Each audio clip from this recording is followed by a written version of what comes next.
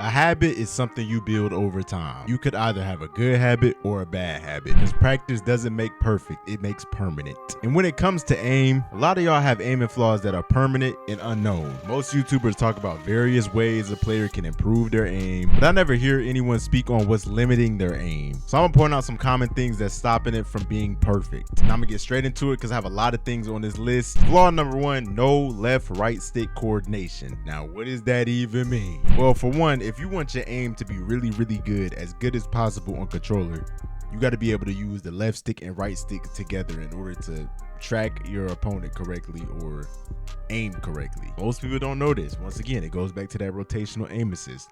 The more you activate that rotational aim assist, the more stronger your aim assist will be. So you might be like, how do I have good left-right stick coordination? This is where it comes back to mirror strafing, counter strafing, strafing period, circular strafing, like I told y'all to, activate that rotational aim assist. Any strafing while aiming is going to improve your aim. Most of y'all just kind of just try and shoot and get the kill real quick and don't really have no left stick coordination. Or you might be running, next thing you know, you see somebody and you're still pulling the thing forward. You're still pulling the left joystick forward and it's not really activating it in the way you would like. And when this is built over time as a habit, it's gonna become hard to fix. Well, I don't think it'd become hard to fix, but it's definitely when you try and fix it and try a different technique with your aiming, it's gonna feel very weird. So I suggest y'all stay away from that. Keep strafing while shooting, while tracking, while aiming. Always strafe. It's very important, more important than you think. But anyways, now off the tip number two, well, not tip number two, but flaw number two, not using control freaks. Now, what is a control freak? If y'all don't know what a control freak is this thing right here on the joystick that raises up the joystick, bro. When I'm telling you right now, bro, when I first started using these, it's like I had aimbot. You gonna instantly feel it. Now, I wouldn't say they're for everybody, but it definitely will help everybody. Some people don't like it. Some people don't want it on there at all. But also, you can get a controller that literally raises up the joysticks. Like you can see, I can raise up my joysticks with this. I can just turn it and it raises up. That's more comfortable for people who don't really like control freaks. Now, unfortunately, to have a controller that raises the joystick like this, it's gonna be very pricey. So I suggest you just get a control freak. You get like some of these in the pack for like $15. I know it's $15 is crazy, but still, it's better than spending $100 on a controller, especially when the controller stops working after 6 months. Please invest in control freaks if you haven't already. And by the way, I'm not sponsored by them. But anyways, off to flaw number three. Trying to pull down the recoil to control it. Just like every YouTuber tell you, pull down to control the recoil, pull down to control the recoil. You try and pull it down and it doesn't look nothing like theirs. Theirs look like they have a Cronus Zen. It look like they just doing something that you're not. Oh, just pull it down and then it's gonna control the recoil. You could pull it down and it could control the recoil, but there's just a better method. This goes back to flaw number one. You need to be having that left right stick coordination. When you know how to strafe correctly with your right stick, you will eliminate all recoil. When you know how to counter strafe correctly, you will eliminate all recoil. Now, I dropped some counter strafing videos over there on the Patreon. That's right, y'all need to go sub to the Patreon. Link in the description down below. I post on there tips and tricks and methods and techniques that never will make it to YouTube. No other YouTuber, first of all, no other YouTuber will tell you what I'm telling you on YouTube.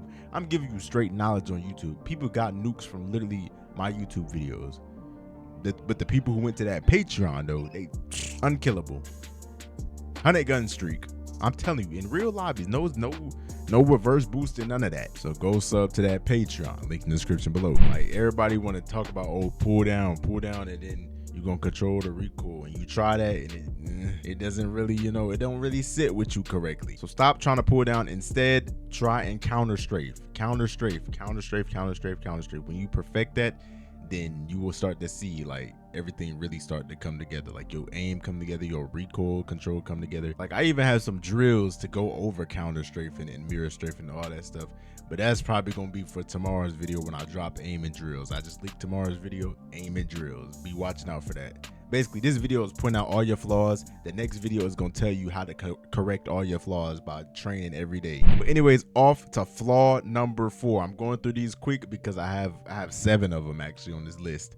And the ones that I don't need to elaborate on, I'm not going to elaborate too much on, but the ones y'all really need to hear, I'll really go deep into it. Now, tip number 4 or flaw number 4 is actually going to be a settings flaw. You don't have the right dead zone settings. Now, y'all boys, take a look right here. These are the settings. You want to come over down to controller. All right, you come all the way down, dead zone input, show more. Now, the right stick minimum, this is the one that you really got to focus on.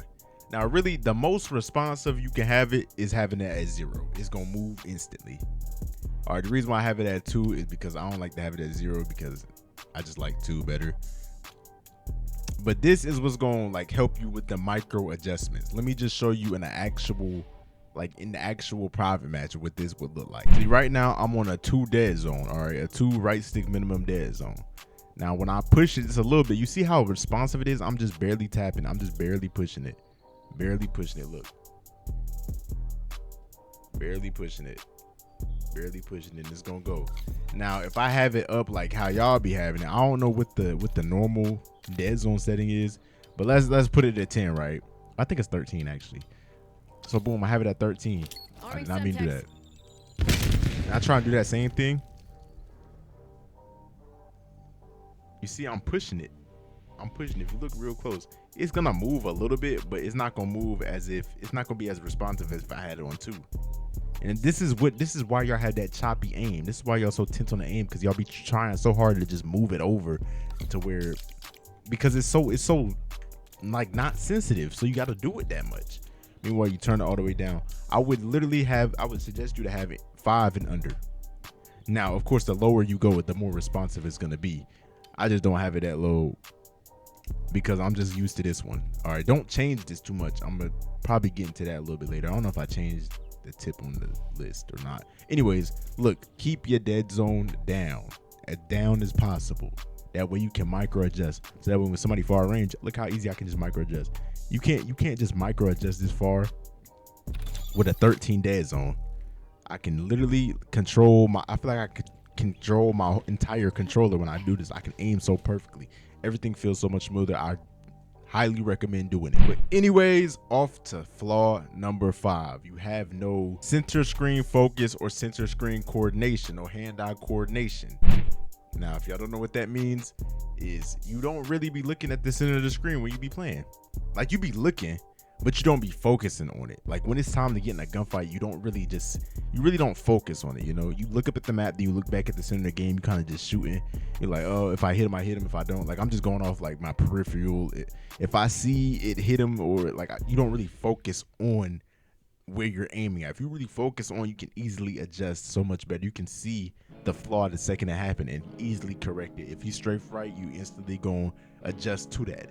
If he slide, you're gonna adjust to that instantly when you have that focus on the center of your screen. When it's time to focus on the center of your screen, it comes with hand-eye coordination. It comes with focusing on multiple areas at once on the screen and being able to still perform correctly. Now, of course, this is something that has to be practiced. You can't just go into the next game and be like, okay, I'm gonna just focus on everything at once. I mean, you can try to do your best, but it's probably gonna take a few more games for you to practice in order for you to perfect this.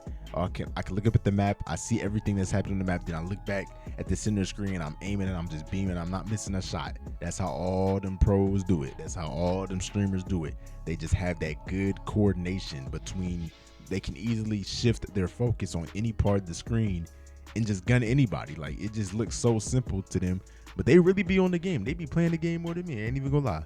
They be playing the game way more than me. I see people with singularity camo and everything already. I'm like, ain't no way. Even though some of them got their account boosted, but like, it's like, I see people like the Prestige 5. Like, how are y'all playing I don't even got that much time to play the game. How are y'all playing the game that much and uploading videos? Like, what? Like, I should get an eye tracker. I should get an eye tracker and then just do a whole video on that and then showing y'all how I focus on looking at the map, then looking at the middle screen, then looking here, and then looking at the kill feed, how I really focus my attention everywhere on the screen at once. I gotta get an eye tracker for that though.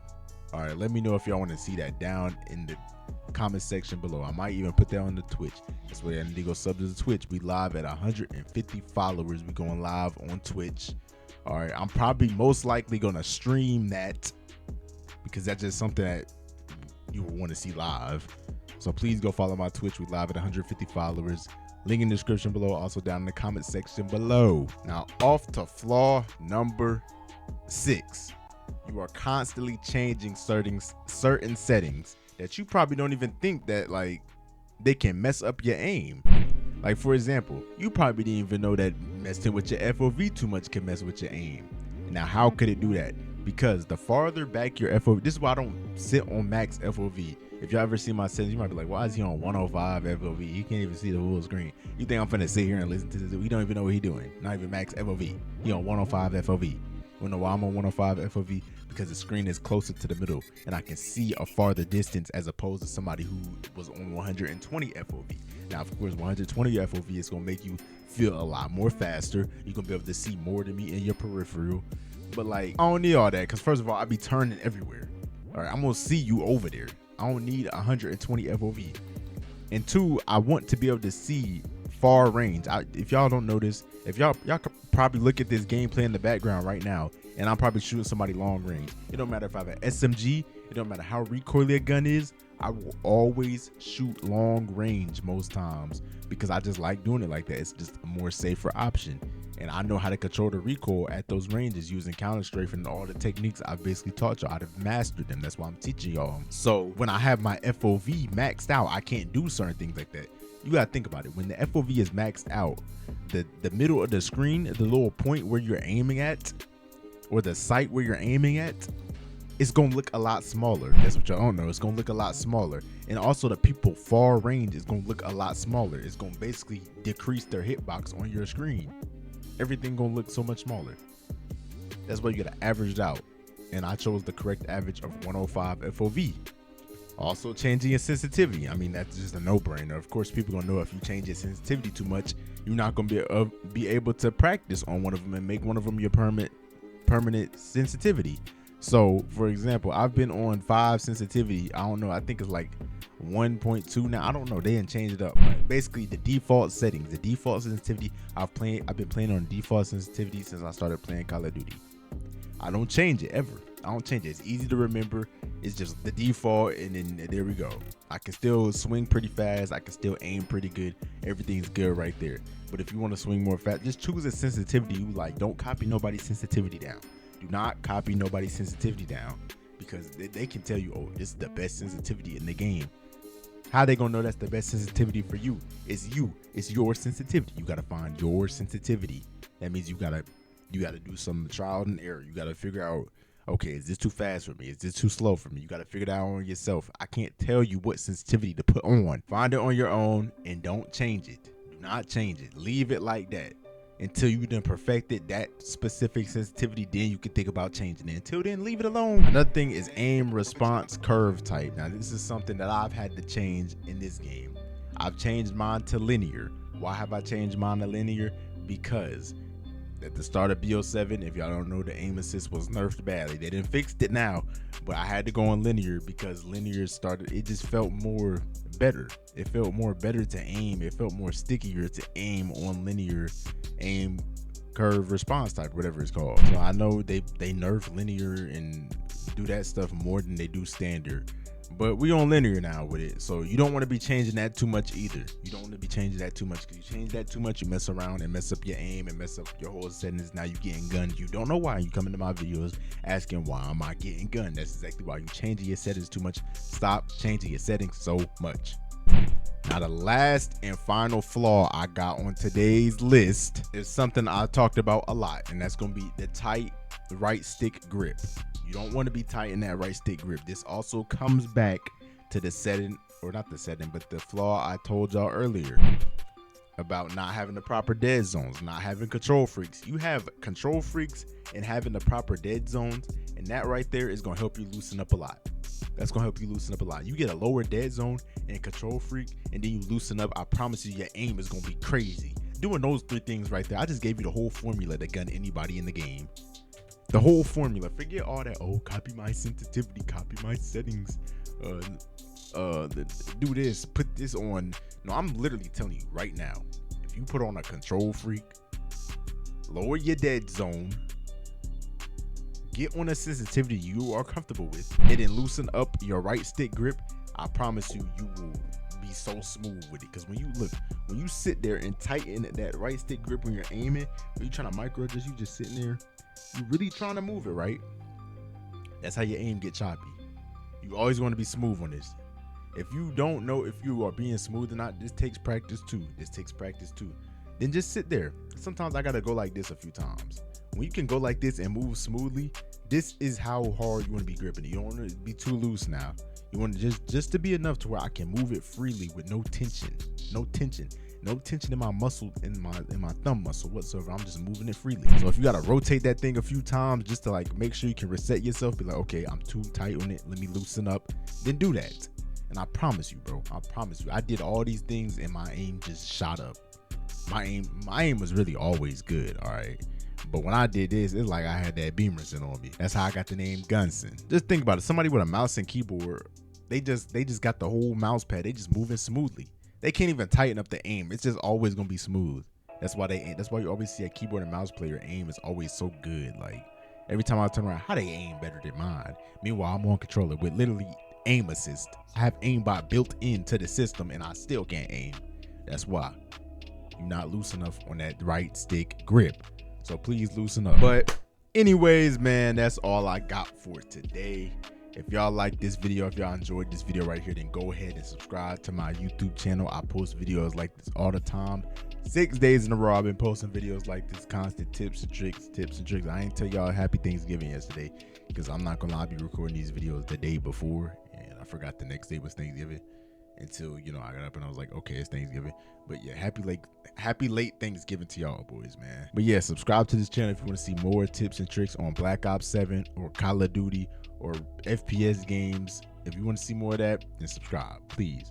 Or like I said, at 150 followers, we are going live on Twitch. I'm going live on Twitch at 150 followers. Please give me the 150 followers so I can go live.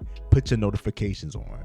I feel like y'all ain't been putting y'all notifications. Y'all been following, but y'all not putting y'all notifications on. And then when I go live, I'm seeing 5 viewers. I ain't gonna lie, 5 viewers is really a lot on live. I don't care, bro. That's 5 people watching me. Imagine 5 people in my room just standing behind me right now watching me record this video. You know how weird that's gonna look? That's 5 people watching me. But yeah, turn on the notifications so that way you can see me go live on Twitch too. Or like I said, if you wanna take your gameplay all the way up, you wanna become the best player in every lobby, you wanna be the best, you really want to get good at this game really quickly, then go sub to that Patreon, link in the description below. I post videos on there. I do it's 2 different tiers. If you subscribe to the first tier, you're just gonna see the videos and stuff, and I might review your gameplay. Now if you go to the second tier, now I get to work with you personally, one-on-one calls, 1v1s with me.